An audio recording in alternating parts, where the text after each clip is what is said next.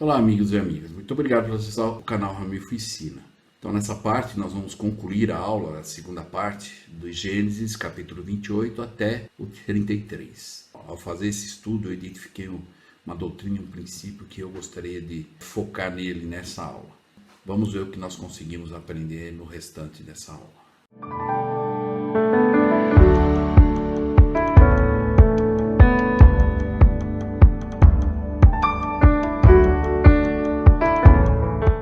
Então, amigos e amigas, nós agora vamos então estudar a segunda parte da aula dessa semana.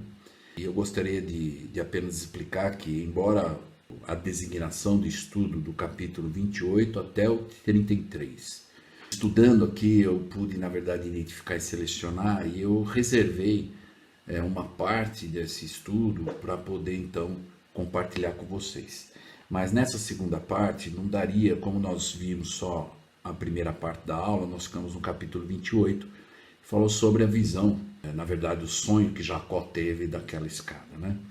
E agora a partir do 29 até o último capítulo 33, eu não teria tanto tempo para falar de cada capítulo, então eu escolhi um princípio, uma doutrina que eu considero talvez um grande desafio para todos nós. Mas antes eu só queria fazer um resumo rápido dos contextos aqui. No capítulo 29, por exemplo, nós vamos ver a história de como Jacó conheceu a sua esposa, Raquel. Mas antes dele se casar com Raquel, o pai dela, né, enganou Jacó, e aí ele se casou com a irmã, e depois teve que trabalhar mais 7 anos para casar com a Raquel. Em consequência disso, nós falamos na aula passada sobre a importância das gerações, o impacto que o casamento tem, o impacto do casamento no convênio, né? E por causa disso, então, nós conhecemos hoje como as 12 tribos de Israel. Então, no final do capítulo 29, vai falar o nome dos filhos, né? E aqui, como já tem, na verdade, 4 filhos que são citados no final do capítulo 29, que é o Rúben, o Simeão, o Levi e o Judá. Aí, no capítulo 30, ele relata o nome dos outros filhos, né? O Dan, o Naphtali, o Gade, o Azer, o Issacar, o Zebulon, o José e o Benjamim. Só que o Benjamim está registrado só lá no capítulo 35, versículo 18, mas estes são os que formam as 12 tribos de Israel nesse capítulo. No capítulo 31, nós vamos ver a parte dos dotes, né? O que era dote? É quando o pai ele tem as posses e quando os filhos, as filhas principalmente se casam, parte dessas posses do pai pertence ao filho ou à filha, que é chamada de dote. Então ela tinha que levar esse dote. Só que o Labão aqui enganou a filha dele e não deu o dote, né? Mas aí aqui nos mostra como que ela conseguiu esse dote que o pai não havia dado no início, e depois ela conseguiu os dotes, né? No capítulo 32, aqui fala um pouco sobre uma oração, né? E diz aqui no 24, né, do 32, Jacó, porém, ficou só, e lutou com ele um homem, até que a alva subia, né? O termo luta aqui não é uma luta física, né, com alguém. É como Enos, né? Vamos lembrar da oração de Enos, diz que ele lutava, né? E não é literalmente uma luta, mas às vezes tem pessoas que não querem orar, e é uma luta às vezes, né? Ela tem que se esforçar. Às vezes a pessoa não quer ler escritura ou estudar a escritura diariamente, é uma luta, ela tem que lutar para fazer o que é certo, né? E aí então, o ponto principal da aula de hoje, eu na verdade identifiquei e separei para falar hoje, é o capítulo 33, do versículo 1 até o 9, tá bom? Onde nós vamos identificar aqui que Esaú, ele perdoou Jacó. Mas só lembrando, antes de entrarmos nessa parte, aqueles que ainda não se inscreveram no canal Ramilfo Ensina, por favor, se inscrevam, compartilhem com as pessoas também, convide as pessoas a se inscreverem, ativem o sininho, né, para que a gente possa ter várias visualizações e as pessoas buscarem mais, ok? Então vamos lembrar que nós vimos já na aula anterior, né, que sobre a primogenitura, que Esaú, ele desprezou a primogenitura dele, embora o contexto da história lá nos relata que ele vendeu para Jacó, Jacó comprou dele a primogenitura. Só que, como nós vimos lá, Jacó era um homem íntegro, ele não faria isso, né? Ele não se aproveitaria do irmão dessa forma. Ele ajudaria numa necessidade sem pedir nada em troca. Mas o contexto foi escrito dessa forma para poder mostrar o quanto o Esaú não dava importância, né? Porque ele mesmo, ele disse para o irmão dele, o Jacó, mas qual é o proveito que eu tenho da minha primogenitura? E aí então ele desprezou, né? E ele acabou perdendo. Mas isso se concretizou mais ainda porque quando ele casou com aquelas duas mulheres que não eram no convênio. E que foi uma amargura para os pais, né? Quando ele fez isso. Então, por causa disso, por ele não ter casado no convênio, ele perdeu os direitos da bênção. E foi dado para Jacó. Bom, nisso então ele ficou bravo, né? E ele disse que ia matar Jacó, né? E a mãe então ficou preocupada e falou com Isaac, falou, olha, manda ele lá, né, para uma cidade procurar uma esposa e que para ele não se casar da mesma forma que Esaú se casou fora do convênio, né? E aí Isaac então viu que a esposa dele estava com razão e mandou Jacó até para evitar que acontecesse alguma coisa. E depois passou-se alguns anos e o Jacó voltou para a cidade onde Esaú estava. E ele já estava pronto e preparado para falar com o irmão, né? E talvez eu acho que ele foi meio receoso, ainda ele está com ressentimento, com raiva e etc. E tal. Mas nós vamos ver o que aconteceu. Então, a partir do versículo 1, no 33, Gênesis 1. E levantou Jacó os seus olhos, e olhou, e eis que vinha Esaú, e 400 homens com ele. Então repartiu os filhos entre Lia e Raquel e as duas servas. E pôs as servas seus filhos na frente, e Lia e seus filhos atrás, porém Raquel e José os derradeiros. E ele mesmo passou adiante deles, e inclinou-se à terra 7 vezes, até que chegou ao seu irmão. E aí então diz no 4, então Esaú correu-lhe ao encontro e abraçou-o e lançou-se sobre o seu pescoço e beijou-o, e eles choraram. E depois levantou seus olhos e viu as mulheres e os meninos e disse, quem são estes contigo? E ele disse, os filhos de Deus graciosamente deu a teu servo. Então chegaram as servas e ela, os seus filhos, e inclinaram-se. E chegou também Lia com seus filhos e inclinaram-se. E depois chegaram José e Raquel e inclinaram-se. E disse Esaú, que pretendes tu com todo esse grupo que encontrei? E ele disse, para achar graça aos olhos de meu senhor.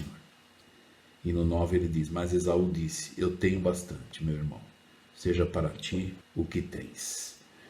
Então aqui o princípio aqui que eu quero abordar e falar um pouco, que é um desafio para todos nós, não? É o princípio do perdão. E nós vimos aqui então que Esaú perdoou Jacó, né? Embora nós vimos lá e de uma certa forma o Senhor aprovou o que aconteceu, porque Esaú, ele na verdade desprezou, né, a primogenitura ou o direito das bênçãos por ser o primeiro filho, mas talvez depois ele se arrependeu e ele percebeu que não tinha mais volta, e ele entendeu que as oportunidades às vezes aparecem, as pessoas às vezes não aceitam, e depois passa, talvez não volte mais, né? Em alguns casos, como foi o caso do Esaú. Então, talvez aqui nós podemos tirar um princípio, né?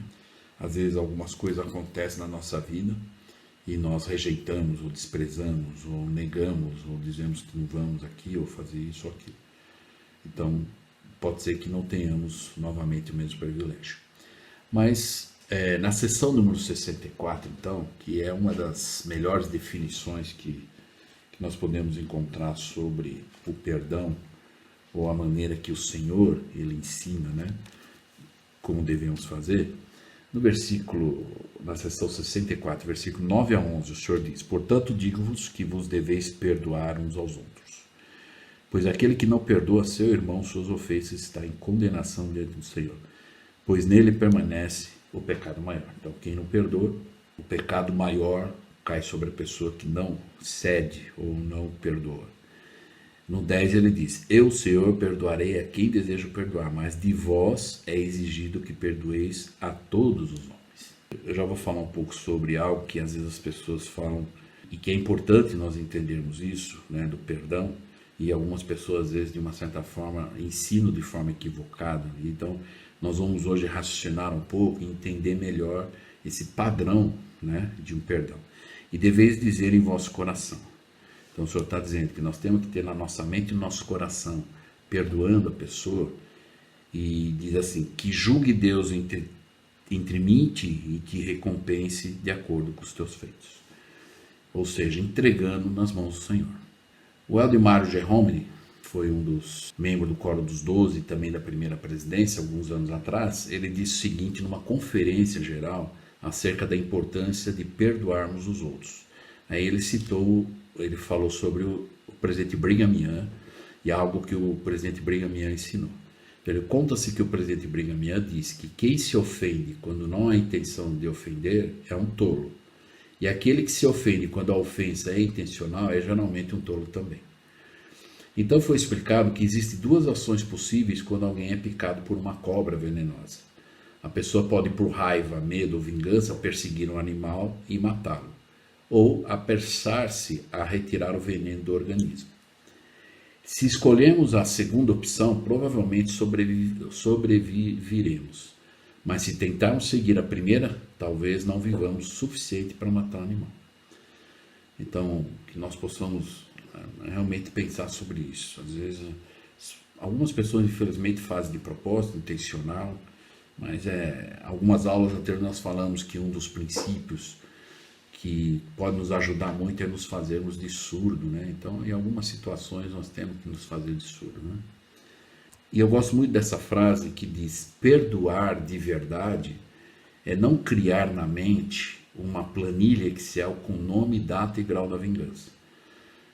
Não adianta dizer que perdoou, mas fica aquilo gravado, né, no computador da mente, e no momento certo nós disparamos lá e vamos ver a lista das vinganças, né? Então, muito cuidado, às vezes, da forma que as pessoas pensam, ou nós podemos, às vezes, pensar sobre esse perdão. Essa é uma escritura clara, né? E nós vamos, na verdade, entender o processo que nós vamos ver aqui agora. Nós vamos entender esse processo todo aqui, tá bom? Então, uma das coisas que nós podemos perguntar é o que deve ser feito antes de poder receber o perdão dos pecados. Então a pergunta é essa: o que deve ser feito antes de poder receber o perdão dos pecados? Então, talvez possamos pensar várias respostas, mas a resposta mais simples é essa daqui, né? Nós precisamos pecar. Então, antes de você receber o perdão do pecado, você tem que pecar. Ou dar o perdão, né? Então, se não pecarmos, não haverá necessidade de receber perdão. Então, nós temos que entender que a minha disposição de perdoar será diretamente proporcional à minha capacidade de enxergar os próprios pecados. Porque, assim como alguém às vezes necessita do meu perdão, eu também vou precisar do perdão de alguém, né? Então, que nós possamos lembrar desse aspecto, né? Então, eu gostaria de fazer uma pergunta aqui para nós todos: quem eu preciso perdoar? É uma pergunta que eu faço para mim, convido vocês a fazerem individualmente. Quem é que eu preciso perdoar? Será que tem alguém que eu preciso perdoar? Então, vamos ver alguns ensinamentos a respeito disso e aprendemos algumas coisas. Quem você precisa perdoar? Então, algumas escrituras que nós conhecemos muito bem diz: porque Deus enviou seu Filho ao mundo não para que condenasse o mundo, mas para que o mundo fosse salvo por ele. Outra escritura: não julgueis e não sereis julgados, não condeneis e não sereis condenados, soltai e soltar-vos-ão. A outra é: não julgueis para que não sejais julgados. Essa é uma escritura muito usada sobre o julgamento, só que na versão do profeta Joseph Smith ele nos ensinou da maneira correta, e então ele arrumou: não julgueis injustamente, para que não sejais julgados, mas julgai com juízo, com julgamento justo. Esse não julgueis injustamente nos ensina que nós temos sim o direito de julgar. Quantas coisas que nós temos no dia a dia que nós temos que fazer julgamentos, se é certo, se não é, se é bom, se não é, não é? Então nós temos que fazer julgamentos. Só que a diferença é, porque é um discurso do presidente Oaks, que ele ensina que tem um julgamento intermediário e o julgamento final. O que nós temos o direito é o julgamento intermediário. Então são situações, um pai e uma mãe, por exemplo, tem que julgar quando um filho, uma filha pede para ir num determinado lugar, festa. Então aí o pai e a mãe vai julgar se é um lugar bom, se as companhias vão ser boas, o que vai acontecer, se é bom ou não. Então é um julgamento que tem que ser feito. E o que nós devemos evitar é o julgamento final, ou seja, nós na verdade, que decretamos uma penalidade ou para uma pessoa, para uma situação. Então esse julgamento final não nos pertence. E se tentarmos fazer, com certeza vamos cometer erros, né? Por isso que o Senhor disse lá em Doutrina e Convênios, 164, para deixar para o Senhor fazer isso, que Ele vai fazer da melhor forma e com justiça. Então, ao aprender isso, alguém poderia então responder: eu pensei que não deviam julgar. Mas para perdoar alguém, você deve julgá-lo, não é? Você deve determinar ou discernir que o que foi dito ou feito, ou o que foi deixado de ser dito ou feito, foi pecado. Você deve chegar a um julgamento sobre isso, né? E aí nós vamos entender aqui o que é essa escritura, né? Nos ensina: não julgueis injustamente, né? Então vamos entender aqui que isso significa que podemos e devemos julgar, mas não devemos condenar. Julgar e então depois perdoar. Precisamos compreender que podemos fazer julgamentos intermediários e não o julgamento final. É isso que Jesus está dizendo lá em Lucas, né, 6,37, quando ele diz: não condeneis, não julgue para depois condenar. Em vez disso, o que ele diz é: perdoe, perdoe. E claro, nós estamos falando aqui de uma doutrina, de um princípio que não é fácil, né? Eu sempre digo que só a pessoa que passa por uma situação difícil, um desafio difícil, às vezes, ou seja familiar, seja com alguém que tinha alta confiança e essa confiança foi traída, então tem várias coisas, né? Então não é algo fácil, não é simplesmente eu não passei pela situação e eu posso muito bem só dizer para a pessoa: olha, você tem que perdoar. É a pessoa que tem que encontrar, buscar esse momento entre ela e a pessoa mais viável para ajudar é o Senhor, né? E é entre a pessoa e o Senhor, e ele buscar uma forma de dar ou de conceder esse perdão para alguém, e com a ajuda do Senhor, né? Então não é fácil, eu só quero que vocês entendam que eu não estou, apesar que nós temos que estudar a doutrina é essa que tem que perdoar, mas é algo que é individual, a pessoa vai tomar a decisão e vai buscar o momento certo. É lógico que ela não pode prolongar isso, né? Porque a gente precisa lembrar da escritura que fala, né? Quando ainda há tempo de se reconciliar, que a gente possa fazer isso.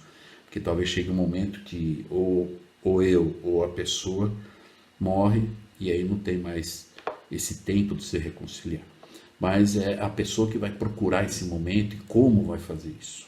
Então, por isso que é importante estudar a escritura. Se o meu desafio hoje, eu identificar alguém que eu preciso perdoar, e é difícil, e eu não quero às vezes e tudo mais, esse é um dos assuntos que eu mais tenho que buscar estudar nas escrituras, para buscar essa revelação, essa inspiração, e poder ter a força do Espírito para poder ter um entendimento, e aí então me colocar à disposição de cumprir esse mandamento à maneira do Senhor, né? Em Mateus 6, 14 e 15, né, diz: porque se perdoardes aos homens as suas ofensas, também vosso Pai Celestial vos perdoará a vós. Se, porém, não perdoardes aos homens as suas ofensas, tampouco vosso Pai vos perdoará as suas ofensas. Então o próprio Senhor estava ensinando essa condição, né? Porque, na verdade, seria hipócrita para nós irmos a Deus e dizer: Deus, eu pequei contra ti, né? E tu mandastes teu filho para morrer no meu lugar, pelos meus pecados, caso eu me arrependesse, para garantir minha salvação. E eu venho a ti, Senhor, suplicando por perdão. E então, quando alguém peca contra você, você não pode dizer: não vou perdoar. É hipócrita. Se você está obtendo perdão, você tem que estar dando o perdão também. É um processo, né? É um caminho de duas mãos. Algumas pessoas às vezes definem ou querem definir o que é certo e errado, né? E eu gosto muito de uma citação que o Elder Scott, membro que já faleceu e foi membro do Coro dos 12, ele ensinou algo sobre isso. E eu gosto muito dessa colocação que ele nos ensinou. Eu acho que aprendendo isso a gente vai ter uma visão de algo muito interessante. Então, o Elder Scott ensinou: quando alguém os aconselhou, já disseram, simplesmente não pensam assim: Esses são os seus princípios e padrões. Eu tenho os meus próprios padrões. Por favor, compreendo que ninguém pode modificar a verdade. Aí o Aldous Scott ensina racionalização, fortes interesses pessoais, todos os argumentos dos homens, a ira ou a vontade própria não podem modificar a verdade. E aí ele também diz que Satanás sabe disso.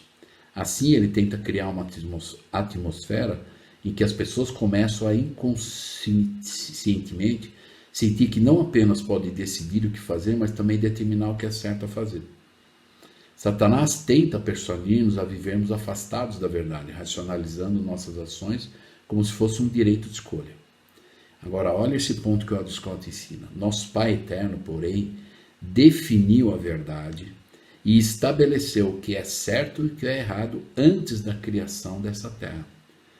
Então, se nós pararmos para meditar sobre isso, que Deus já, antes da criação da terra, Ele já determinou isso é certo e isso é errado.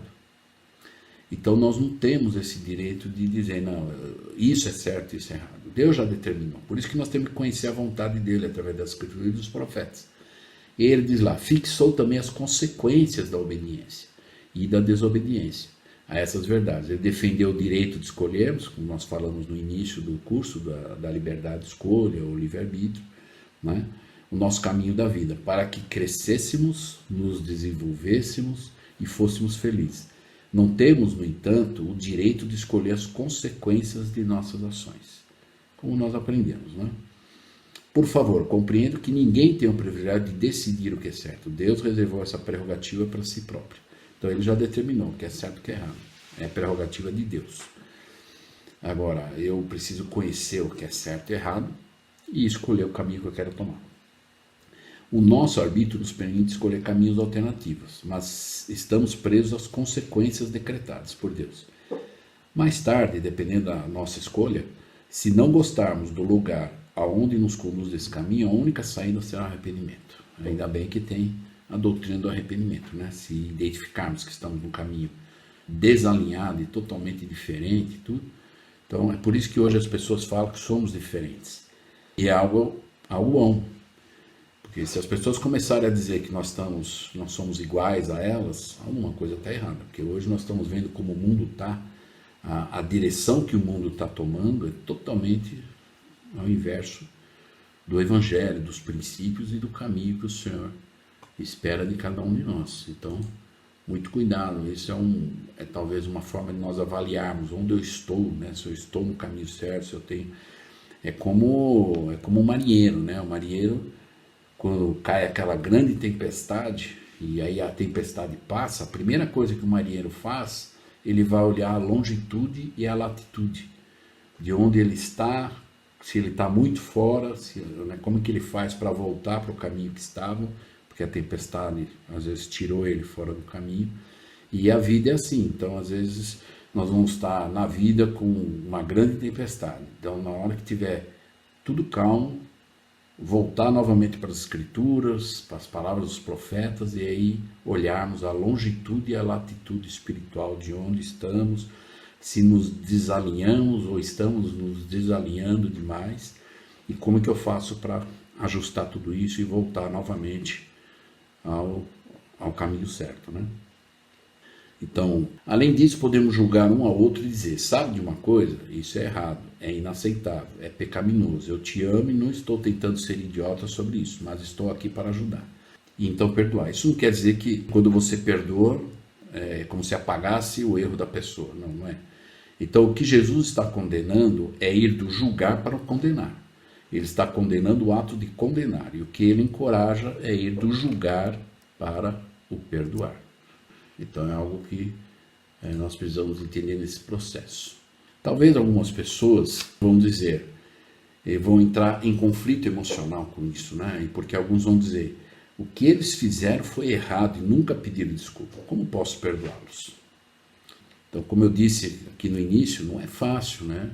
Talvez uma situação ou outra, são coisas às vezes que a gente se faz de surdo, deixa para lá, ou às vezes, ok, tá tudo bem, vamos seguir em frente, mas tem algumas coisas que realmente têm impacto espiritual, né? E às vezes afeta uma família inteira, Então tem muitas situações que às vezes são sérias, né?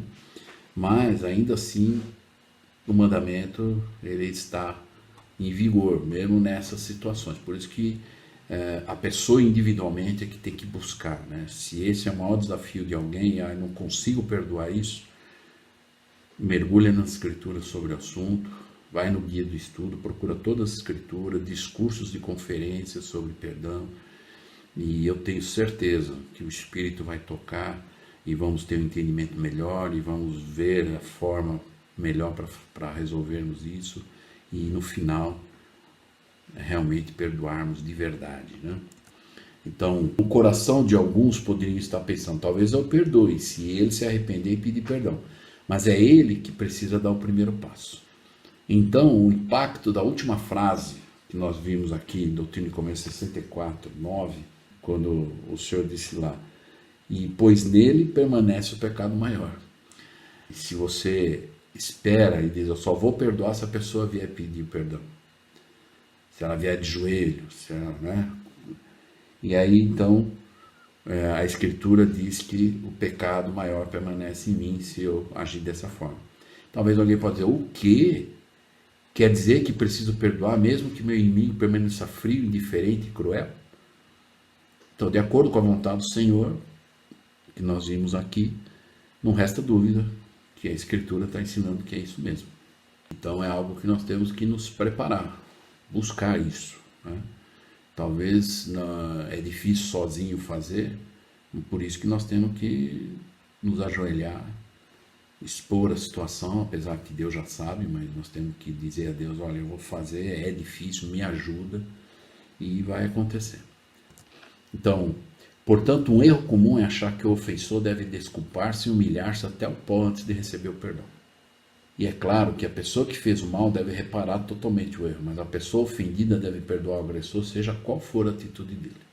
Às vezes as pessoas ficam satisfeitas ao verem a outra de joelhos e rastejantes, mas essa não é a maneira das escrituras do Evangelho que os profetas ensinam. Aqueles que não podem perdoar destrói a ponte sobre a qual ele mesmo deverá passar. Que nós todos vamos, em dado momento, nós vamos ter que pedir perdão, né?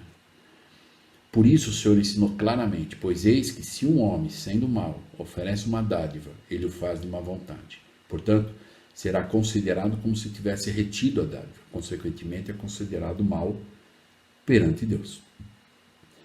Então, isso está em Moroni 7:8, né? Então, não adianta eu vou cumprir o mandamento. Tá bom, vai, tem que cumprir, e eu vou fazer, e pronto. Mas de má vontade, é exatamente o que o Senhor está dizendo aqui. Oferece uma dádiva, né?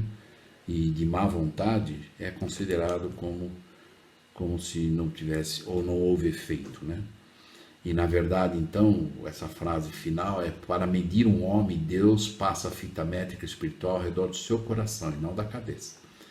Então, o quanto o coração e a mente de verdade perdoa ou perdoou, né? Agora, eu queria dizer algo aqui que eu acredito que é importante podemos relembrar e enfatizar, né? Deixe-me explicar de uma forma mais clara. É necessário que uma pessoa para se arrepender, então precisa de uma pessoa para se arrepender e uma pessoa para perdoar. E os dois para se reconciliar, né? Você pode perdoar independente de eles pedirem perdão e mudarem. Então, na verdade, nós podemos perdoar se quisermos, né? Se desejarmos, se buscarmos esse atributo, né?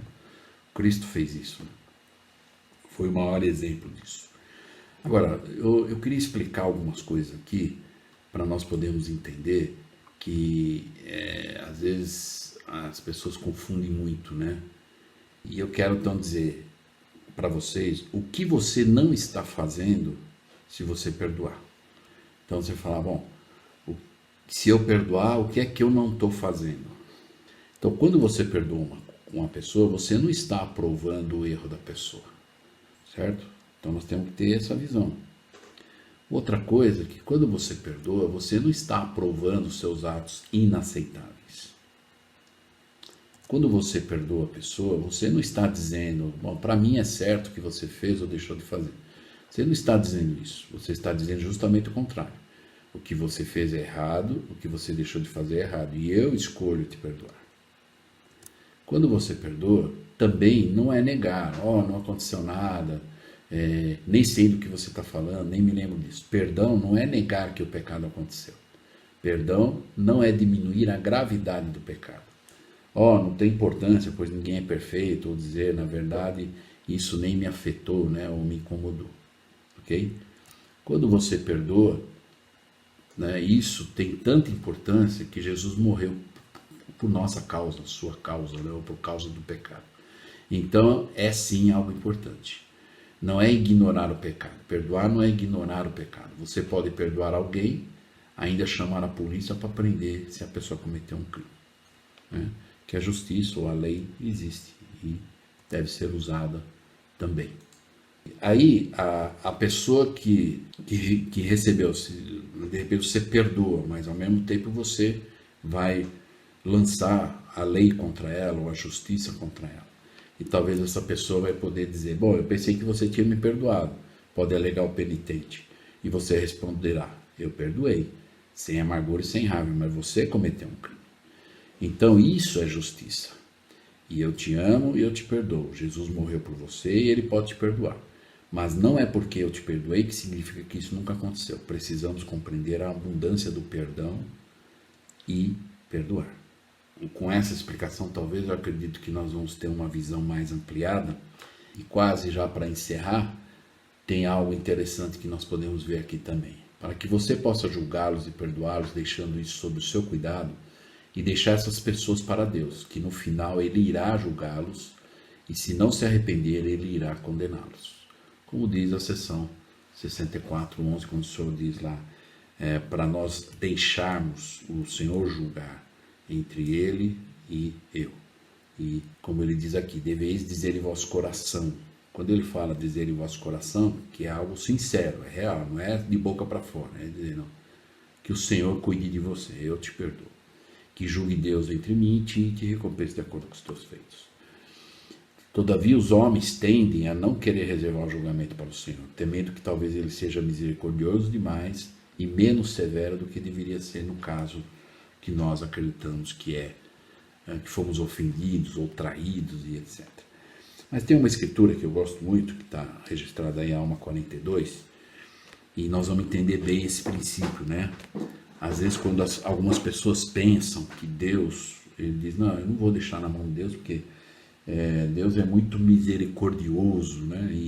E talvez ele vai ser mais misericordioso do que justo, né? Ou de realizar a justiça. Então vamos ver algo interessante nessa escritura. Em Alma 42, no versículo 20 a 22, diz lá, e também, se não tivesse sido dado lei alguma contra o pecado, os homens não teriam medo de pecar.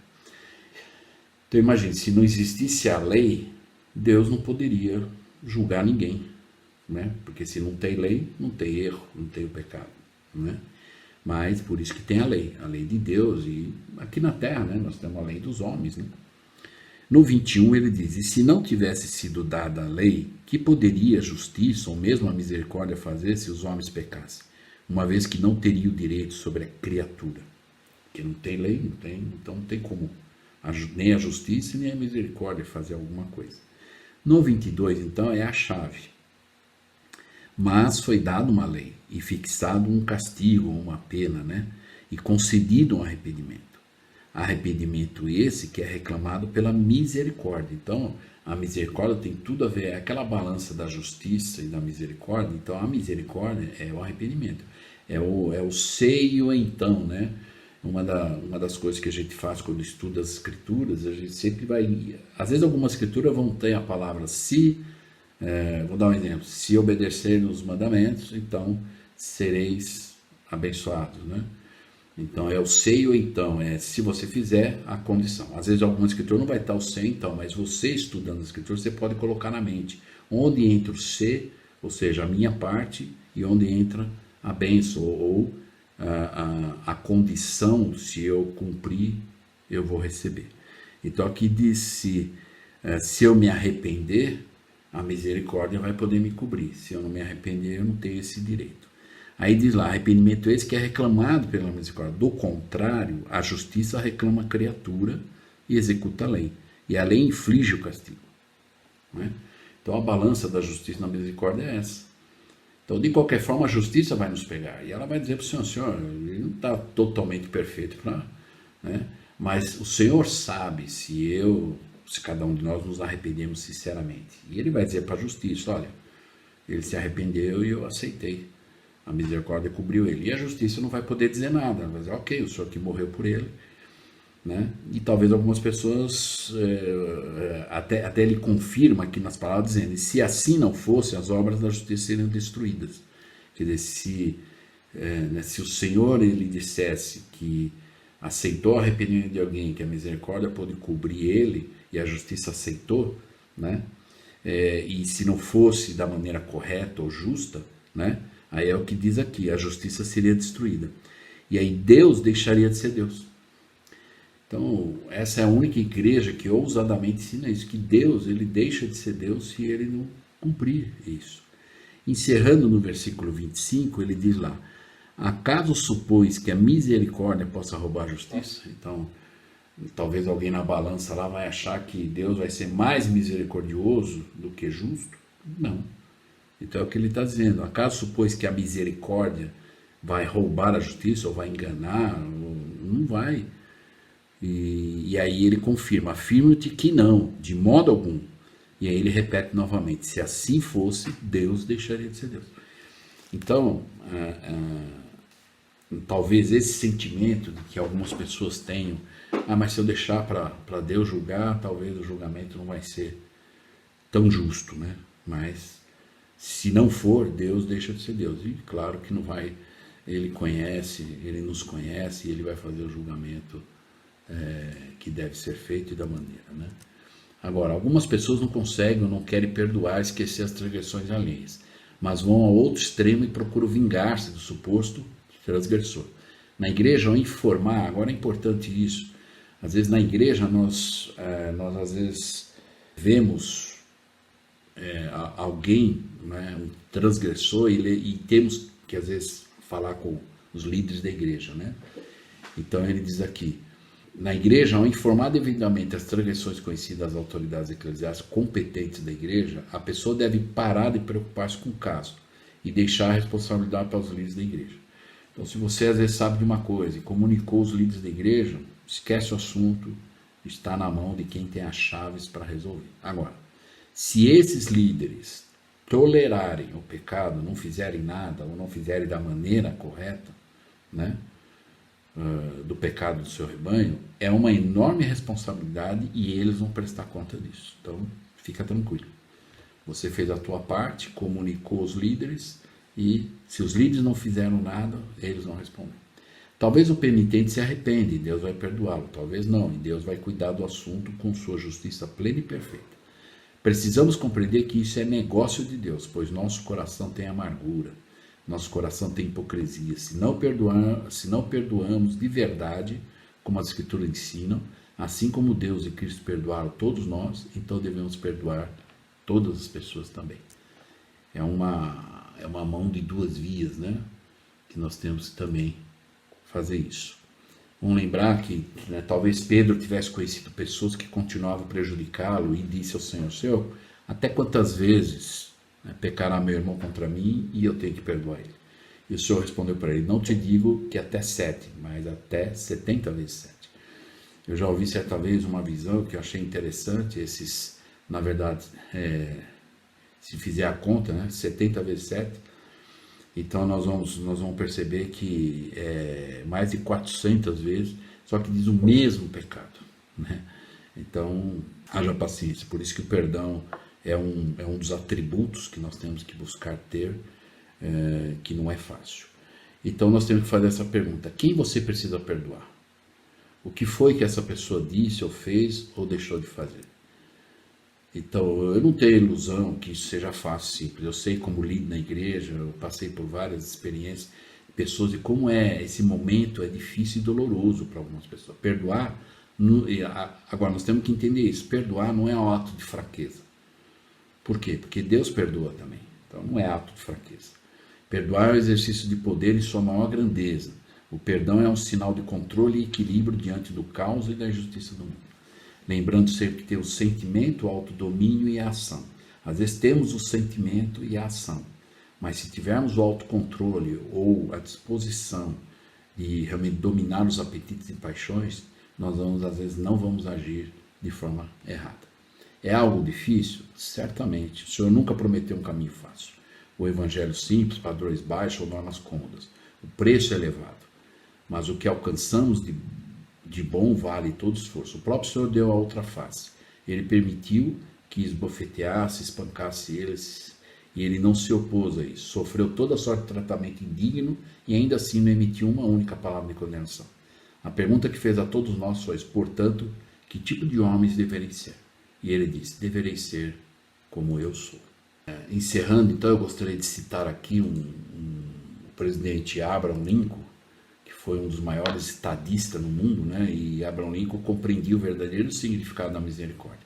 Mais tarde, quando a guerra estava quase no fim e já se podia ver a vitória da União, perguntaram ao presidente Lincoln, que foi o 16º presidente dos Estados Unidos, e aí eles fizeram a pergunta, como que ele iria tratar os sulistas, né, depois da guerra.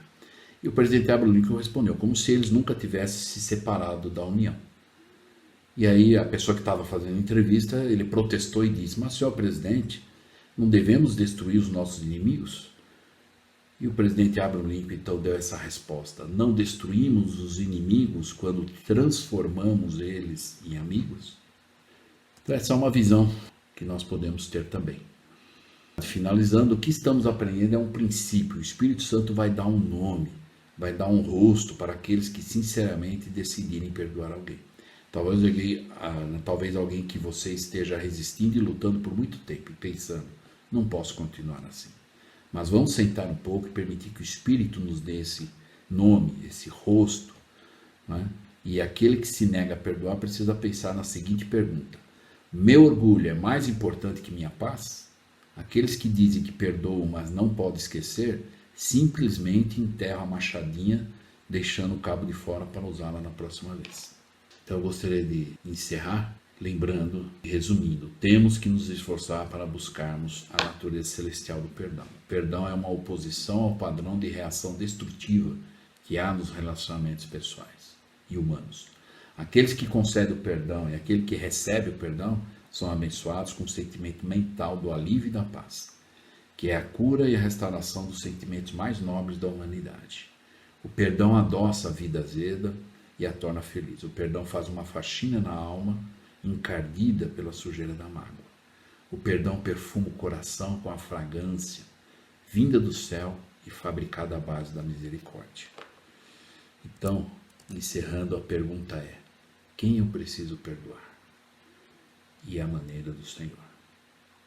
Espero que eu possa ter ajudado, que esse princípio, que é um dos desafios maiores para qualquer ser humano, mas que nós precisamos buscar esse atributo, principalmente. Cristo foi o exemplo disso para nós. Podemos também fazê-lo. Então, para encerrar, lembrando aqueles que ainda não se inscreveram, por favor, se inscreva no canal, ative o sininho e compartilhe. Então, na próxima aula, nós vamos estudar Gênesis 37, capítulo, até o capítulo 41. Espero que possamos ter aprendido juntos hoje e até a próxima aula.